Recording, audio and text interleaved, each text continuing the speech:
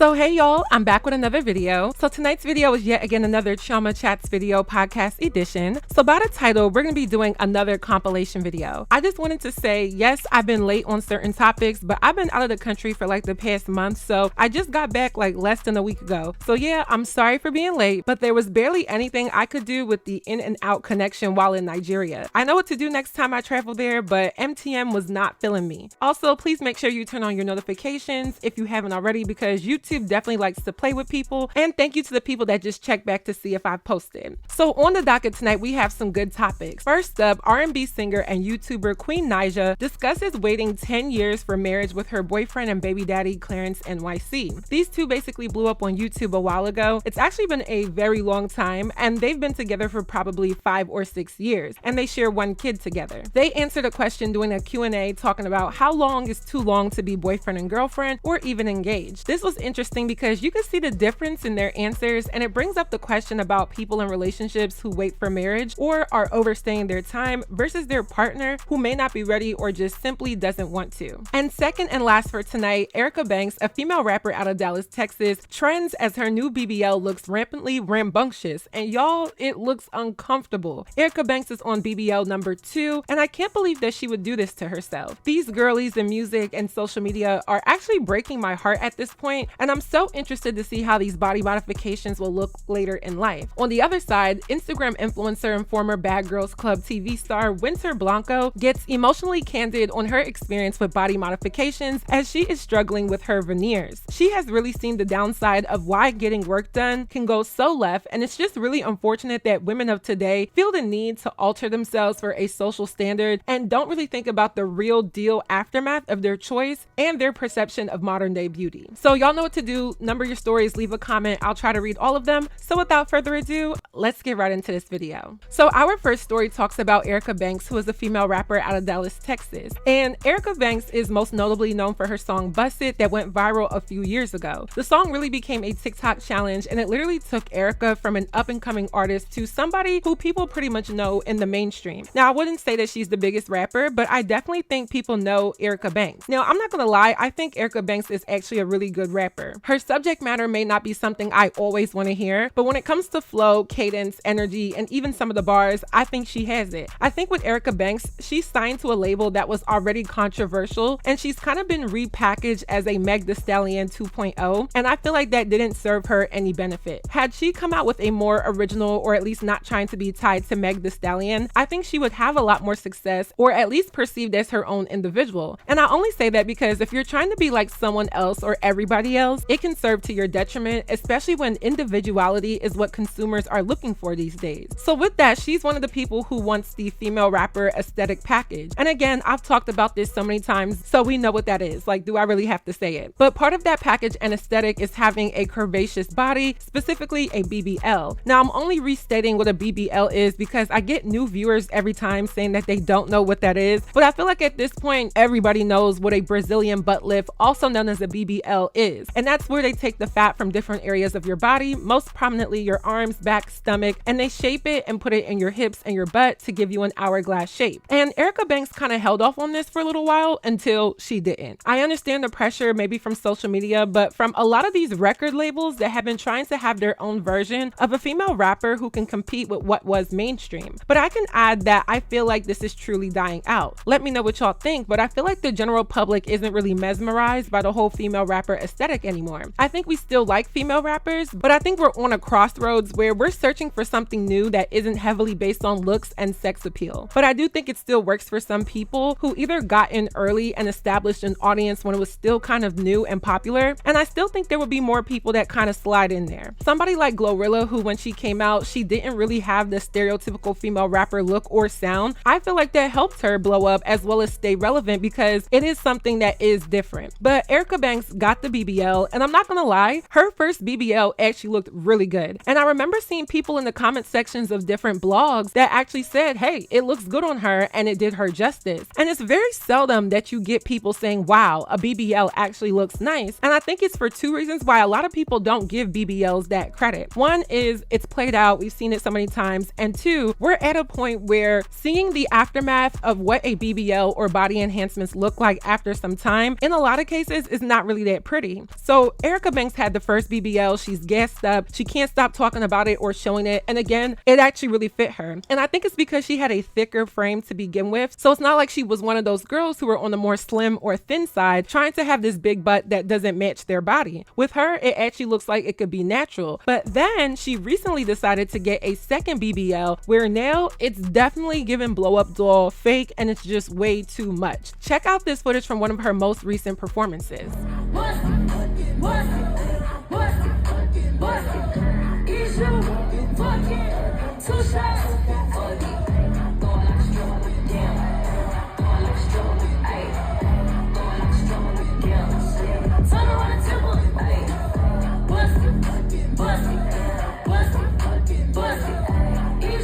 So as y'all can see, this looks completely asinine, and I'm really confused as to what made her get a second round, especially when people said that the first one actually looked good, and honestly, it did for the most part. Obviously, a lot of women have been influenced by body modifications from different influencers, and that's obvious. That's beating a dead horse. But I think body dysmorphia is obviously another real possibility here. Like, we can talk about influence and influencers, and I have, but body dysmorphia is something that I haven't really touched on, and I think that's really the killer with a lot of women. You look in the mirror, but you're imagining yourself with a different body because of what images that you see. And I think a lot of women have to start to deprogram what their social media feed is showing them. Unfollow certain pages, stop looking at certain hashtags, try to only engage with content that isn't going to promote this imagery where you're frequently viewing it. And I'm not gonna lie, that's part of the reason why I don't follow a lot of social media influencers. I really only see them on blog pages. I had to tell myself, if I look at this all day long, I'm gonna start to feel like I have to look like that, or at the very least that it's more ideal than what God gave me. So with this second BBL that she has, for her to feel like it wasn't enough, even though the first one looked fine, body dysmorphia is truly affecting a lot of women. So transitioning into the story about Winterr, who was on the Bad Girls Club, she gets candid about her experience with getting veneers. And I remember in the past, she also talked about getting a BBL that ended up botched. Let's listen to what she had to say. I know that I look crazy and it's so embarrassing to come crying on the internet, but the stuff that I have been dealing with for 2 years because of my freaking teeth is like, I don't even know what to do anymore. And like, the only place I can really go to is my platforms. As everybody pretty much knows, 2 years ago, I had dental work done at Smile Dental Center 32 in Miami, and it ruined my life. Like, literally ruined my life. And I'm still dealing with it to this day. And I just left another doctor, another TMJ doctor. This is the third or fourth one that I've gone to. And I'm just very overwhelmed. Like, the medical industry, the dental industry in America is like, they literally do not care about what you are going through. Like, everything is about money for them.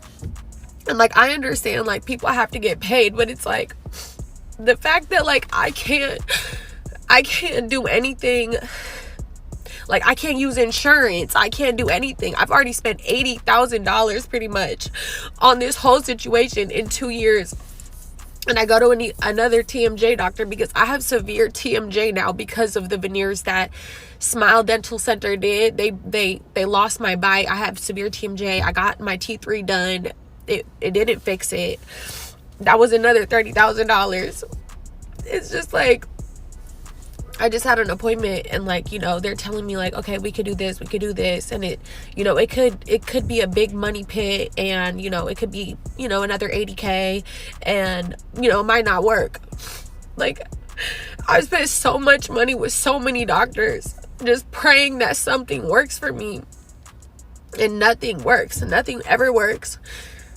I don't know what to do anymore. Like, I can't even sue the freaking dentist every time I come on here telling my story about what happened, which is a crazy story. I'm like, just sue. Why don't you sue? If I could sue, that would be the first thing I'm doing, but I can't do that. It's not possible. Like, can't sue for my sensory issues. My sensory issues are unknown. Every time I go to a doctor, they've never heard of it. And you can't prove that they gave you these issues because there's no way to diagnose it specifically. Like, it's just a whole thing. They offered to give me my money back within the first year, and I told them no, so that I could bring awareness, because like people are just like, you know, out there getting veneers and whatever the case may be. Like, my life is literally ruined because I got my teeth redone. Like, I'm not even joking. Like, I'm constantly in pain. I can't even close my mouth properly after a retainer every single day, 24/7 pretty much, to even close my mouth comfortably. No bite adjustments can fix it. Nothing. I've done 100 bite adjustments. I've gone to 10 different dentists, 4 different TMJ doctors. I've done integrative medicine. I've done acupuncture. I've done everything you could possibly. I've done hypnosis. I've literally done everything you could possibly do to try to fix these issues. I've been called crazy by my primary care doctor at Kaiser. They told me to see a therapist because I'm what I'm going through. At this point, like, I just don't know what to do. I'm in severe pain. I've gotten freaking masseter Botox twice. My face is slimmed out. Like, I look crazy as because I'm in pain 24/7. It's just,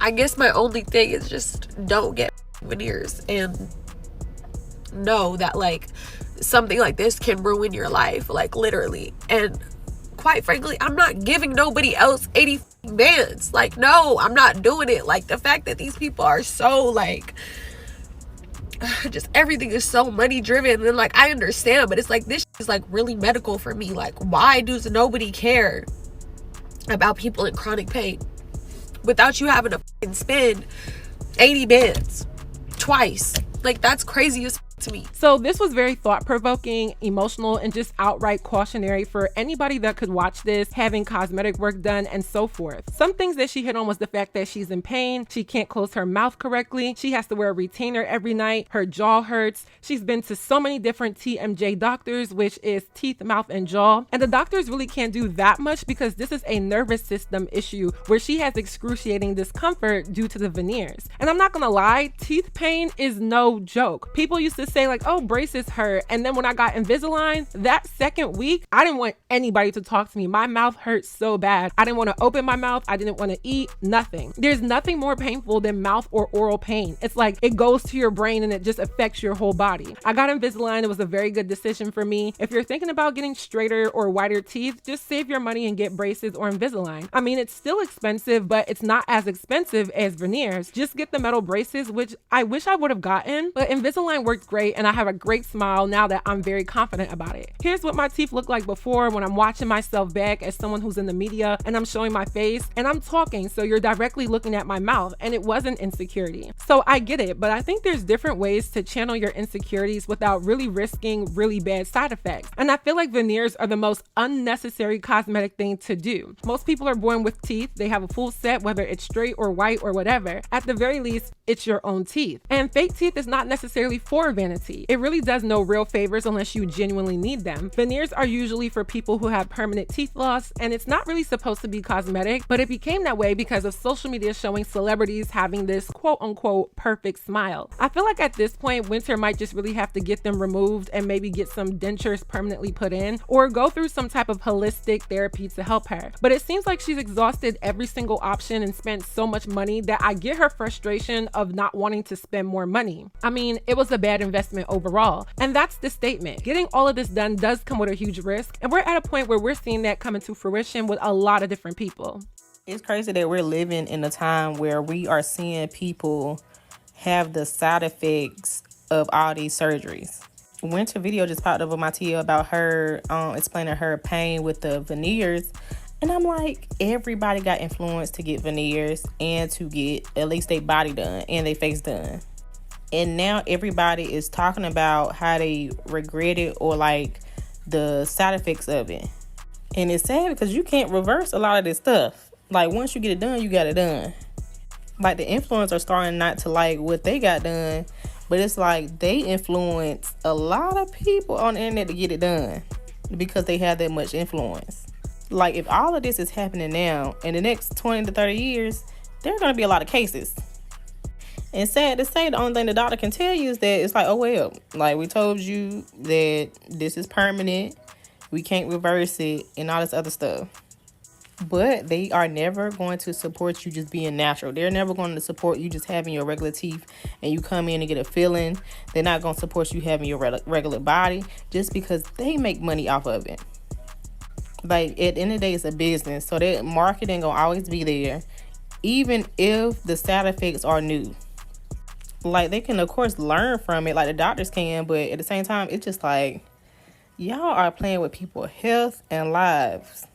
So I somewhat empathize with both of these women or anybody that's ever had complications due to cosmetic work, because it's like very unfortunate. But at the end of the day, I kind of don't, because that's the risk that you took. You sign a waiver before you do any surgical or cosmetic procedures. And a lot of these doctors are going to the bank because of people's insecurities. Profiting off insecurities and desperation and this yearning to look perfect is a cash cow for the medical field. And like the TikTok said, they're not going to tell you that you don't need something. This is a business. And I feel like a lot of people need to make it their business to really look at themselves in the mirror, accept what God gave you, make appropriate, healthy, and low-risk alterations if needed or if desired, and stop letting the media influence you to do unnecessary things to your body. Now, our second and final story is about Queen Naija, who is a YouTuber and also an R&B singer as well, and her boyfriend Clarence NYC. I don't know if he goes by the NYC part anymore, but I remember back in the day when they got started, that was his channel name. These two came up years ago. Queen was a part of the very popular YouTube channel called Chris and Queen with her ex-husband. They were a huge success in the couple and relationship channel sector of YouTube, and it was so crazy to see their rise, their peak, and their downfall. But Clarence was like her knight in shining armor because he was her YouTube crush, and he slithered in and basically rebranded her in a way where she became a lot more likable. Their relationship was mesmerized, and people were happy for Queen after everything Chris did with the cheating and the lying and the disrespect. So she ended up with a man who looked better than Chris, seemed to treat her better, and actually gave her that everlasting love that she was looking for. So I feel like that was all good and dandy, and still would be had it been just that all this while. But remember, Queen ends up getting pregnant pretty early in their relationship. Correct me if I'm wrong, but I swear she got pregnant within like 5 months of dating him, or just something that was less than a year. I don't remember specifics. And a lot of people cautioned Queen and was like, how do you go from a marriage where you had a child and you were really hurt and you hop on to the next guy and somewhat immediately give him a child, which is a very permanent thing in a relationship. And I feel like this was Queen trying to lock down what she always wanted, and trust me, I get that. I've been there. Not with the baby part, but just moving on to another person after you've been in a long-term situation that didn't serve you. And over time, her career really grew. Her song Medicine blew up. That song was everywhere on the radio. It had millions of views on YouTube. The music video was directly reflecting her situation, and I loved it. I actually loved it for Queen. She has a problematic past with some of the things that she has said and done, but I loved it for her because at the end of the day, I like to see women get the love that they deserve. So Clarence's older sister ends up being Queen's manager, which basically set up his whole family to really eat, because at this point, Queen is now an established R&B artist, and her career musically and socially was on the rise. So they get together, they have a baby, and they've been boyfriend and girlfriend ever since. And I would consider them pretty unproblematic. I don't think people really have anything bad to say about them, and I think they've been pretty low-key, and they're just doing their thing, and they have their own specific fan base. Honestly, I don't watch them anymore. However, there's this narrative that with Queen possibly being the breadwinner and Clarence kind of just being the rebound that stayed around, Queen likes him more than he likes her, and that Clarence was an opportunist, and Clarence is there for the clout, and Clarence is just happy that he could attach himself to a woman who elevated him as well. And as much as all of that can be true, I don't really see it as wrong all the way unless his intentions and his spirit is wrong. And the fact that they've lasted this long shows that there had to have been something there regardless of that. However, now that we are into the relationship, a lot of people expect there to be something more serious, such as marriage, because obviously they have a kid together and they've been dating for a very long time. So these two were doing a Q&A on their channel where somebody asked them a question about how long is too long to be in a relationship, referencing the time span of 10 years, and this is what they had to say.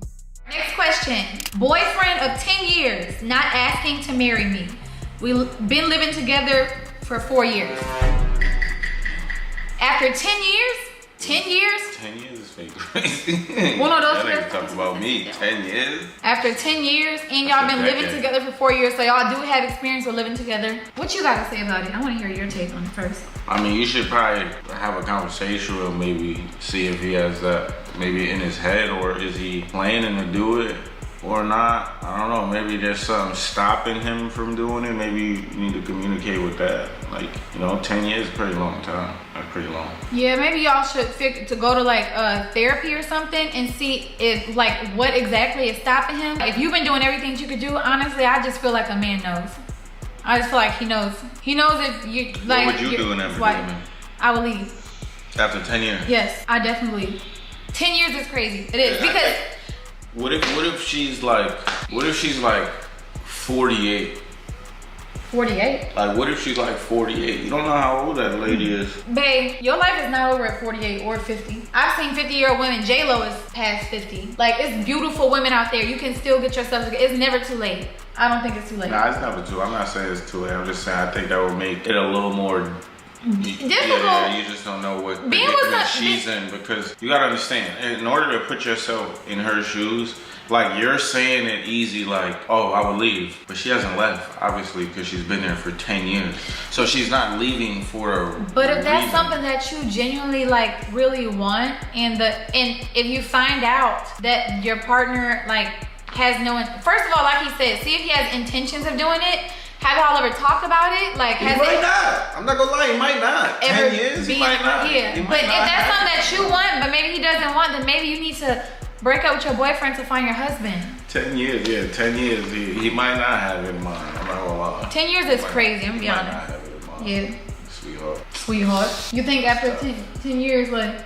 10 is a lot. That's like a decade. No, wait, is it? It is. Yeah, that's a decade. Y'all been together for a decade. Now, let me be very real. I know there's this pushback to marriage these days where a lot of women are saying that not every woman wants to be married, and that's fine for you, but that's not fine for me. On this channel, I'm never promoting that. Marriages can fail, yes. Relationships don't work out, yes. But to say that I wouldn't want to be married is just not in my cards. That is something I want, and I think that any woman that gives themselves to a man, especially if you bear his child, should want to make that union permanent through marriage. And that's not everybody's prerogative, but that's just what I believe. So you can tell by how Clarence is acting about the question that maybe this was a little bit more personal to the both of them. I feel like you can find yourself in other people's situations, and he was basically giving, I don't want to get married. I don't believe in marriage. I'm not gonna marry you, queen. And it doesn't matter how long we've been together, this is just what it is. I feel like their answers was a direct reflection on how each of them feel about this. I feel like Queen has brought up the idea of marriage to Clarence, and he's held off on it. And I guess that worked in the beginning of the relationship, maybe year 1, 2, 3, but I feel like once you get to a certain point where both of you are very established, you're stable, and you're growing in love, taking that next step, if both parties want to do so, shouldn't really be a conflict of interest. But if one person wants something and the other person doesn't, that's where you'll see an issue like this come up. Personally, to me, from what it looks like, I don't think Clarence wants to marry her, because at this point, they are pushing 7 years of being boyfriend and girlfriend, and there's a reason why they haven't taken that step. And I know what some people are gonna say, how do you know if Queen wants to be married? Not every woman does. But Queen was married before, so I get why it took a little bit more time. But what will never make sense to me is how quick some women are to give men babies, which are way more permanent than a marriage. But drawing the line at marriage is too much. I mean, it doesn't make any sense to me. And I'm not saying that divorce or walking away from a marriage is easy, but at least once it's done, it's done. But the kids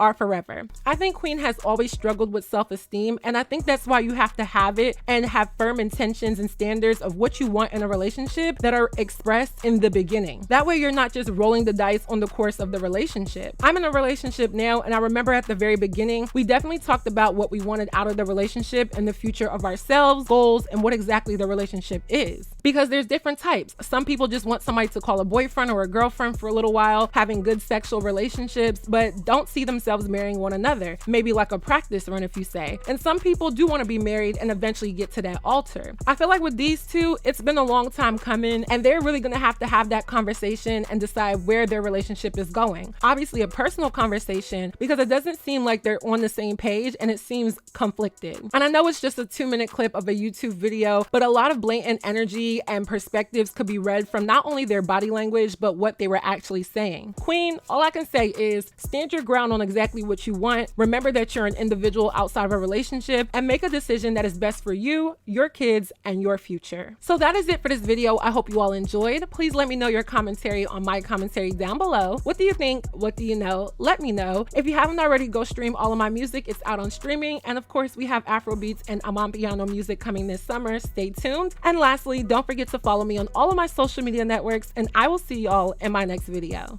Bye, y'all. On you, on all hail the queen, QC, yeah, she is risen. Presence is a gift, so I come with the ribbon. Internet told me stop rapping, I ain't listen to him. No, I really got more bars in the prison system, right? Yeah, one beef, step into the kitchen. Murder flows, you could suspect, I am not the victim. Beat queen, D's on that bitch like we with the Pistons. Red cherry, red bottoms, I know how to pick them. Always got a secret plan, I don't do the fighting. Shorty is a secret fan, yeah, she ghost riding. Brown skin beauty with a booty, showtime. Go off on a tangent, I don't need a cosign. 12 baddies limited, I cheap about a dozen. Hot girl straight up out the microwave oven. Gotta bring a chicken man before you get to stuffing. And this beat going crazy, snapping on percussion. Chioma at the top, I'm the #1 prospect. Beat from Lakia when she slid on Cosmic. Told him come here, boo, I'm trying to make your jaw stiff. I got no pics, but I wanna see your pockets. Big glossy lips, dry them out like a faucet. Speak chickenese, so I put them in a cockpit. Cooking in the studio, call me Dirty Crockett. Gingerbread baby running fast like Sonic.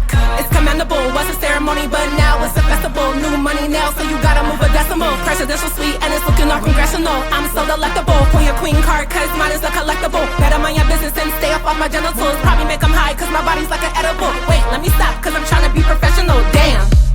I know that's what y'all said when you heard that verse. Y'all was like, damn.